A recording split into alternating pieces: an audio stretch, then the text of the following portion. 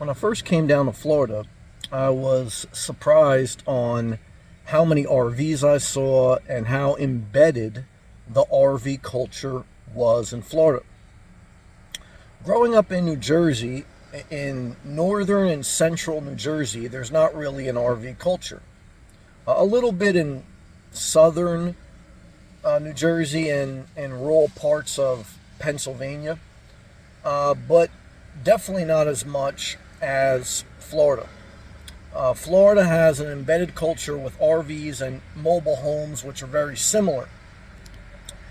And why is that? Well, this is the reason.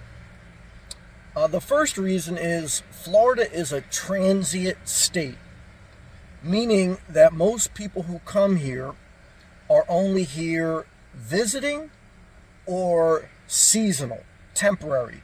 So they're in and they're out.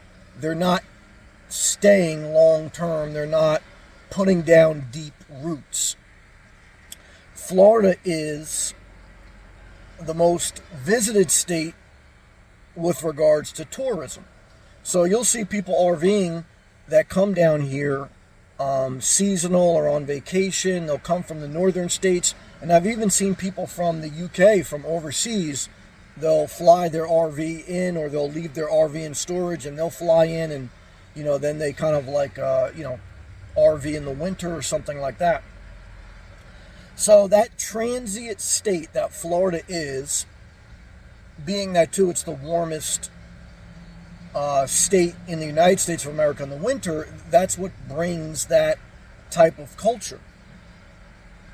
The other thing is that because of hurricanes, there was always like a RV mobile home type culture for temporary housing, or to move your RV in the event of a major storm. You're seeing it right now with condos and with home insurance in Florida and some of the southern states in America, that home insurance is skyrocketing. So one way to alleviate that is just have an RV, which you just like regular insurance on a car, and then just move it in the event of a storm. Now, I will say, from my experience now being in Florida for a few years, even people who have an RV, whether they live in it full time or not, most of them don't move the RV even in a storm. I would say 90% of people don't. Why? Well, for the snowbirds that just leave their RV down here, it's either in storage, so they're not going to move it, or it's on their lot that they own and they're not going to move it because they just figure, well, I got insurance, let the insurance pay for it. Same thing with an older mobile home per se. And, of course, then there's some people who just live in their RV. They don't have the necessary funds to evacuate, but I don't know if that's true because, how much does it cost to gas up your rig? I think a big part of it is mental, believe it or not. And I even went through this because I've been here for a few years, and I've been through a few hurricane warnings where they cautioned you that it'd be in your best interest to evacuate, even though I don't think it was mandatory. And I remember how hard it was for me just to, leave earlier than I had planned to leave, because I always take one trip per year up north in the fall.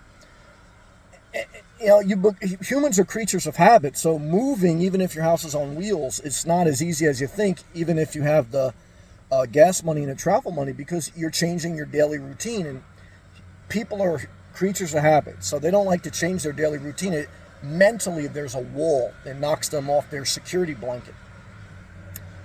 So, with the transient state, with the warm weather, people want to be outdoors more. Again, RVing culture is you're outdoors more, indoors less. Florida being the warmest state in the winter, that all plays a part of that culture. Also, you don't have to winterize your RV. Growing up in the Northeast, if you had an RV, which again, me growing up, I didn't really know too many people that had one, not in the part of Jersey I lived. But if you have an RV in the Northeast, you have to winterize it, meaning that in the winter, if you don't drain the water lines and put like antifreeze in it, your water lines would break. But if you're in Florida, you don't have to worry about ever winterizing your RV.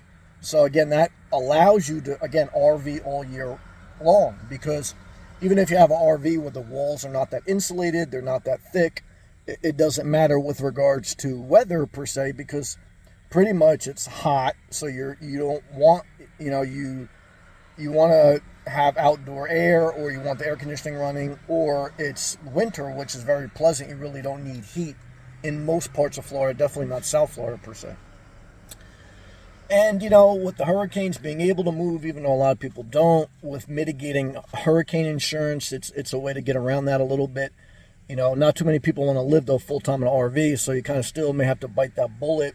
And an RV is a depreciating asset, so you got to bite that bullet, too. It's like, I was talking to another YouTuber the other day, and she was saying, like, sometimes just pick your poison, right, per se, and not to make a negative statement, but it's like everything's got a negative, okay? But just making this video saying that when I had first came to Florida, I was surprised how many RVs, van life, and that type of lifestyle was so embedded in the culture.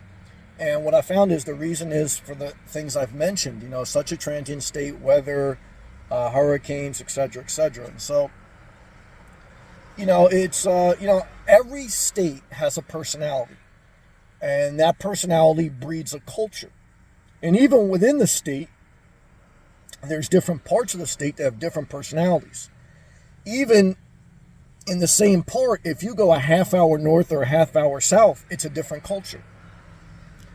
And, the culture of RVing is universal pretty much throughout Florida, but the personality-wise, separate from the RV, the personality type of the people in an overall community, that just does change every half hour.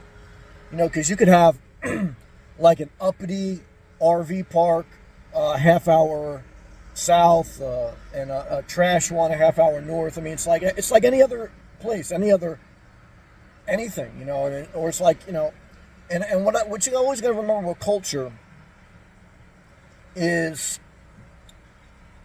it's not just money, because sometimes money, you say, well, it's good, it's a nice area, high-end area, but sometimes the culture is toxic still, so it's a tough thing with culture. You really got to go and visit places to see what matches your energy. But if you're into RVing, again, I'm kind of making this video mainly to say, if you're into RVing, Florida is a place where you could pretty much do it all year round, or you can. It's one of the few states. But the problem is, how much are you going to spend on the RV? Do you have a place to park it? Because in the winter, finding a place to park your RV is almost impossible unless you go to some areas that are not highly desirable. All the nice areas by the beach, definitely by the beach in Florida, they're all taken in the winter, which is peak tourism season. Again, transient state. So, and that's why a lot of people end up buying land, even if they don't stay here all year round, because they need to lock in a place for the winter, and that's why too they got into selling like RV lots, like in the Northeast and a lot of other parts of the country. In some parts of the country, they still do it though, but they don't have like RV lots where you sell the lot, you own the land, and then you live in an RV or mobile home or alternative home, whatever, right? So, it's a little bit more popular in Florida than many other states. So, but either way, I hope this video helped you in some way, just from my experience being in Florida. Definitely, you come in the winter, you're going to see van life everywhere, which, it's just, you got to be careful, because, if you're going to be stealth parking, more eyes are on you. There's a little bit more of a crackdown in the winter where, they don't want the local cops and the security, especially in the winter, they don't want there to become a mass homeless problem, and so they're very sensitive, especially in nice areas where, they kind of brush people along. They don't let you get embedded. They'll give you a warning, but if they got to give you 2, 3, then it kind of escalates to a ticket, to, tow your vehicle, etc., right? So, now in some areas, then, if you keep it moving like anywhere else, truck stops, Crackle Barrels, Planet Fitness, they'll let it go, but they keep an eye on who's there in the nicer areas, on who's there, when they're there, how long they're there. It's just what it is. So, either way, hope this video helped. Thank you for watching. Click the thumbs up, share the video, subscribe if you're not. Leave a positive comment below, and thank you again for watching.